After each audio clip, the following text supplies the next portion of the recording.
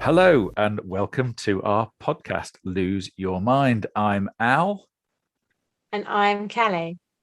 and we are your co hosts for this podcast, which at the moment we think is going to be monthly, but you never know. It's all about matters of the mind. So, why is our podcast called Lose Your Mind? Kelly, what do you think? Well, people regularly need to lose their minds and need to detach from the thoughts that they're having every day. So, our aim by talking about losing your mind is that we can discuss how to detangle the thoughts that you have in your head. What about you, Alan?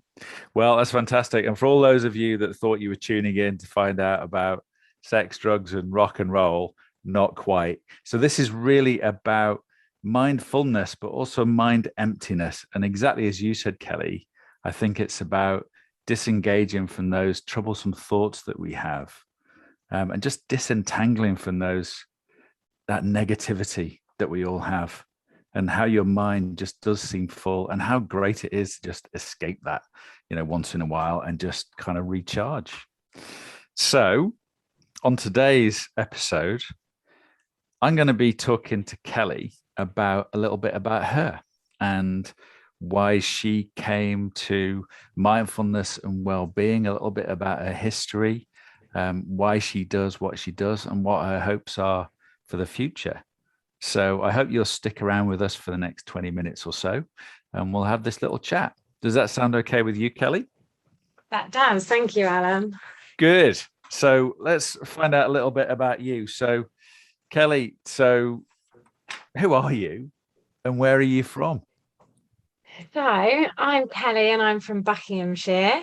I come into teaching mindfulness and meditation through a difficult personal journey with struggles with mental health in my family, friends, and with anxiety being present for such a long time and me being stuck on that loop. I indeed needed to get out of my head. And as we're saying, we need to lose our minds. I was trapped in mine. Um, so I was fully stuck in there, in unhelpful thought patterns and just living on loop, really, Alan. So, yeah, I came on this mindfulness journey and it has helped me greatly, which is why I'm passionate to share, as you are, the different things we can do really to help ourselves um, change our lives really by changing our thoughts. So Okay, that's a starter for me. that's very helpful. And so, can you talk a little bit about what those unhelpful thought patterns were, if you don't mind sharing a little bit? No, of course not. So, with having anxiety, I always need to be in control. I've got two children, so I have a very busy day. I like everything to be done in a certain structure. And actually, over the years, I've noticed that I've almost lost time by trying to be in control of everything, almost missing moments by having to have a plan and needing things in that certain way just to really escape my own thoughts. So by having this structure, I thought it was helpful, but it wasn't. And for example, if I had a health issue, which is my biggest downfall, that was where my anxiety would stem from, I'd Okay. go on to Google and I'd try and look for an answer as to what every pain, sensation, and thought or feeling was in my body. And I would try and search for an answer, but all I was doing was feeding the problem. So I was essentially stuck with it. So that's an example of how I would get stuck in this loop in my mind. Right. Okay. So it was kind of self-feeding, really. I would say so, yes. Right. Okay. So you're a bit of a control freak hypochondriac, is that right? I will hold my hands up and agree with you there. Yes, I'm much better now, but that is what led me onto this journey. Yes. Okay. And how did you discover that? So if you were so kind of lost as we all get, kind of tunnel vision and just trying to cope with life, what was the trigger that made you, figure out what was wrong? I think um, if I'm honest, this pandemic, I know it's been quite difficult for a lot of people, but in some ways it helped me because although I have dabbled in mindfulness a lot myself over time and I've meditated on and off over years, but I couldn't quite get to grips with it because I again felt that meditation had to be a certain way, that I had to have a completely empty mind, and then I'd criticize myself for not getting it right and think, right, I've done this wrong. When actually, as you know, Alan, meditation is really about commitment. It's about coming back to the moment, noticing what you notice. And you don't have to be sat there with a complete clear mind all the time, but you tell yourself these stories and then you get stuck. So on and off for a while, I was like that. And then with me having health anxiety at the start of the pandemic, I thought, I cannot get stuck in this loop with a health crisis like this. So I completely stripped myself back from everything, and all the energy I was putting into worrying and health and listening to what was on the news, I decided to focus on myself, on mindfulness. I took up a course to do the teacher training, and it really installed those habits and patterns in me so that I could understand what was happening in my own head, and I could see what was helpful and what wasn't. So for the very first time, I was able to untangle the thoughts that I'd lived with for so long. Wow. And what did that feel like? It felt amazing, actually. I went through a lot of emotion. Um, Again, a lot of self-criticism, just purely because I felt guilty for taking time for myself. I felt guilty for stopping and having a bit of time out because I felt like I should be doing. Um, but actually, as the time went on and being given that space just to really sit back, I suppose, I realized that by sitting still and by being present, I actually got so much more time back than I ever had before. So it felt amazing, I would say. Yeah, it's funny, isn't it? That kind of perception of time that we all have, that doing, and feeling like you have to be achieving. But at the same time, if you keep running your car at 60 miles an hour, it will eventually break down anyway. So you need to take time out to tune it up, if you like, and then you will perform better anyway. It's a kind of bit of a paradox, really, isn't it? That we don't always see. So, okay, interesting. And you mentioned, and we are both meditation teachers, as you pointed out, and that thing about having to clear your mind is the biggest thing I face with clients that say they can't meditate. You said you had difficulties meditating. And so was that also a bit of a turning point for you? Maybe as it was for me, that, hang on, a meditation can be thought filled. It can be full of anything and you don't know what's going to come up. Was that a turning point for you as well? It was huge. And because I struggle focusing, not so much now, but definitely in the beginning, I would listen to a lot of guided meditations, which I find really helpful. There's millions of different things that you have access to. And I heard on a guided meditation, all you have to do is notice what you notice. And I felt like someone had almost just given me a big hug. I was like, oh my goodness, do I just need to notice what I've noticed? And I thought, I can do that. I can notice this thought's popped into my head. I can notice I'm distracted. But as long as you keep remembering to come back, which is what you're training yourself to do, I thought I can keep coming back. So yeah, it's amazing that you can have a thought-filled meditation. You can have thoughts the whole way through, but you're still doing it. You're still showing up, and the act of it is still very much making a huge difference. Absolutely. I like that. Notice what you notice. And then it takes all the pressure off, doesn't it, as well? You just realize you're there to notice, and that's really all it is, and that's awareness. Great. So what kind of benefits do you think you're getting then, Kelly, now out of this practice that you've got, as well as your teaching, which we'll come on to in a bit? Well, I think that I am just getting more enjoyment out of my life in general, to be honest. It doesn't take away the bad days, the struggles that we all have, I mean, we've discussed before, haven't we? The weather, different things. I mean, I've had a flat week the past week, I'm not going to lie, but it doesn't take away from the fact that I can think, okay, that was a bad week. That doesn't need to be a bad month. Then it doesn't mean the rest Right. of the year is going to be bad. And my whole perspective, it's given me a new way of looking at things. So I can now sit with the bad feelings as well as the good. I can process them much quicker, and it enables me to move on and live more freely and lose that pattern in my mind. Like we said, we decided to call our podcast that we're having today lose your mind, because essentially we need to lose something, or we're just caught up. So I would say I've definitely got that out of it. Yeah, the more I think about it, the more clever our title is, actually, Kelly, don't you think? Yes, I agree. Not that we're biased or anything there. No, not at all. Yeah, but we think it's good. So, okay, so you've obviously had this, real important improvement in your life, and as you say, I think it's important that people recognize that it doesn't mean life's going to be, all champagne and roses. You'll have your bad times as well, as long as they're not long trends, like you say. But I think generally you're just kind of improving your aspects, your outlook on life, really. So, how about your teaching then, Kelly? How easy do you find it to transfer this knowledge onto others? And that I think is a great passion of yours too.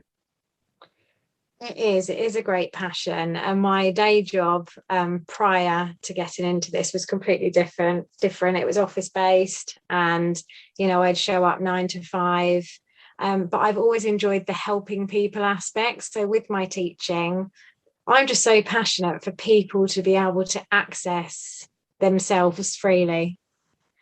Really, I just want people to see what they can do if they just give themselves a little bit of time, a bit of space, and just really not have to sit under pressure all the time. I mean, I can tell my friends and family, their lives have improved because I'm not on an anxious loop all the time. And if somebody is out there with depression, anxiety, panic or fear, social anxiety, whatever it is for them, if people are struggling with these issues, it doesn't only affect them, it affects everyone. So by having access to teachers like you and I, where we can help people implement these methods and these practices, it just makes changes for everyone, not just themselves, because everybody is then more free when you have access to just being rather than doing. I like it. Being rather than doing. And yeah, you're so right. It's not just yourself that benefits as well when you do this, but others around you benefit because that makes you so much easier to live with. But also the fact that you are actively training others. And it is a real passion and a real pleasure, isn't it, to see other people get the benefits from it. Are there any frustrations that you find with it? And anything, you know, why don't, in your opinion, why isn't the whole world practicing mindfulness? Well, I think it's a shame the whole world aren't practicing I mindfulness, would but I it's what would I agree. but I do think that actually, in some way, shape, or form, the whole world is practicing mindfulness, but they just haven't brought awareness to it. So I think people are often more mindful than they realize. You can be mindful walking to your car, you can be mindful at work, you can be mindful cooking the dinner. People often get caught up when I talk to clients. I don't know about you, Alan, but just thinking that they've got to sit completely still in silence. And I think that is what people think. It's the same with yoga. I'm not a yoga teacher at all, but quite often you'll find people don't want to take part in the practice because they think they've got to be balancing on their heads by the end of the first session. And yoga, again, it doesn't have to be like that, does it? Do you find with your clients that often the struggle is the sitting? Yeah, very much so. In fact, the kind of training I do, so I do corporate training in mental health resilience as a topic, and when we get to the subject of mindfulness, I tend to see quite a lot of eye rolling and oh, I can't sit and meditate. And so I'm gearing the sessions more towards being informal, as you said, like going for a walk, or, just the simple thing, like when you make a cup of tea, just watching the kettle as it boils, and, with listening to the sounds as you pour the water and all that kind of thing. And it sounds so trivial, doesn't it? But these are the things that just sort of press the reset button and get you out of fight or flight. So yeah, it is a constant challenge. I mean, as you know, I've got a regular set of clients who are they sort of get it now, but actually when you ask them some questions about that, you still have that inbuilt resistance to, oh yeah, but I can't sit down, I just can't settle. And I think that is, for me, that's the main barrier. I think people just still think it's like an esoteric Buddhist practice, and it's not for me, and it's a bit weird. People don't like talking about meditation. So if you sit around with a bunch of guys in the pub, you're a very brave one to say, oh yeah, I meditated today. But it's taboo, and it's a lot of guys just think it's weird. And that's a shame, because actually I think men need it just as much as women, if not more so in some cases. So anyway, I would agree with you. Yeah. Well, we know, suicide rates in men are pretty shocking. And yeah, and the problem is with men is they're less likely to talk about it. So they arguably need it more. But anyway, so you're enjoying your professional life now, Kelly, that you've become a mindfulness teacher. And what else do you do? How else do you fill your days? So, as well as looking after my family, and as you know, I've got 2 children, so that absorbs a reasonable amount of time, which I obviously wouldn't change, but it can be stressful. I do spend my days, I do write my own material, so I love writing. As I know you do, it's another thing we've got in common, but I love writing. And actually, I think writing, journaling, the whole aspect, the act of it is such a mindful, freeing thing to do. And when talking about losing your mind, a brilliant way to do that is to write the thoughts down. The minute you've got them out of your head and onto paper, you've half the problem. You've shared them out, and then you might go back to that journal or something you've written later, and you might get benefit from it. You might think, why was I thinking that, when you're in a different space? But it's just really helpful. So I do like to write a lot in my spare time when I have any. I really enjoy that. I have actually written quite a lot of material, which I hope to do something with at some point. Okay. Yeah, so well, I'm sure you'll find out about that here. Yeah, so at some point I will share that further. Okay. But yeah, it's just the teaching, really. I love teaching, and I love seeing a difference in even just one person.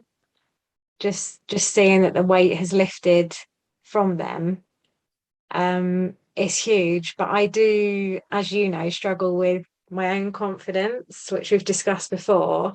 And I think it all comes down to that whole imposter syndrome, where people don't think they're good enough, or people compare themselves against other people. And anyone listening to this today, I'm sure at some point in their lives they felt that they're not as good as the next person, but we're all individual. And by practicing mindfulness and meditation, I really believe it builds your confidence. It gets you in touch with who you are. And it's just so needed. It's so needed to live a fulfilling life. And that's why I'm passionate about it. Fantastic. And as you say, writing down can be so therapeutic, can't it, and cathartic, and you just kind of get those tangled thoughts out of your head and onto paper, and all of a sudden things don't look quite so bad, do they? So No. very good. So okay then, Kelly, what does the future hold for you then? What are your hopes and dreams with this, and personally and in your professional life? Well, my hopes and dreams are to just fill it with being able to be myself, to teach others, to explore and share my writing, because I absolutely love doing that. And just to make my business grow, really, and help people. Like you said, I'm happy to teach with any platform of people, corporate, schools, one-to-one sessions, anything really. And with us both having our own businesses, we can be flexible and adapt to what suits whatever's needed at the time, really. So it's just getting the message out there, allowing people to have another form of communication, because like you said, I'm a mental health first aider, and I've done that course, and suicide and everything comes up a lot in that.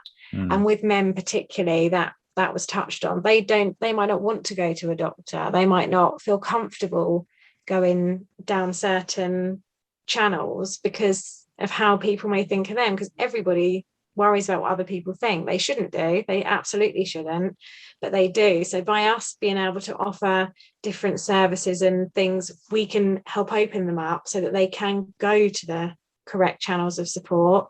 I mean, we're not trained professionals or doctors in that area, but there's so much that we can offer where we can get people to a place where they feel comfortable to be able to source the help and support they need. So I just think it's so important that, like you say, everyone in this world should be meditating or be aware of it, because the benefits are huge.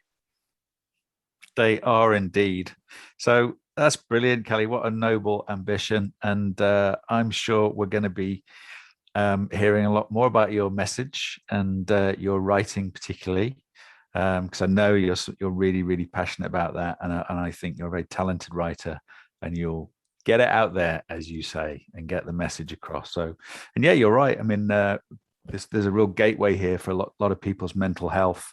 Maybe mindfulness isn't always the answer, but there are other solutions out there as long as people start talking and facing up and having the awareness that there are problems. So look, it's been a real pleasure talking to you today on our very first Lose Your Mind podcast. Do you feel like you've lost your mind? I know I do. Yeah, I've always lost my mind, but I think it's a good thing now. I now see that losing your mind is the way forward, and It I've very is. much enjoyed this today. And I hope that next time, if people want to tune in, they'll have the pleasure. And if you're happy to, Alan, for me to ask you a few questions. Next time, let's do that. I'm more than willing, of course.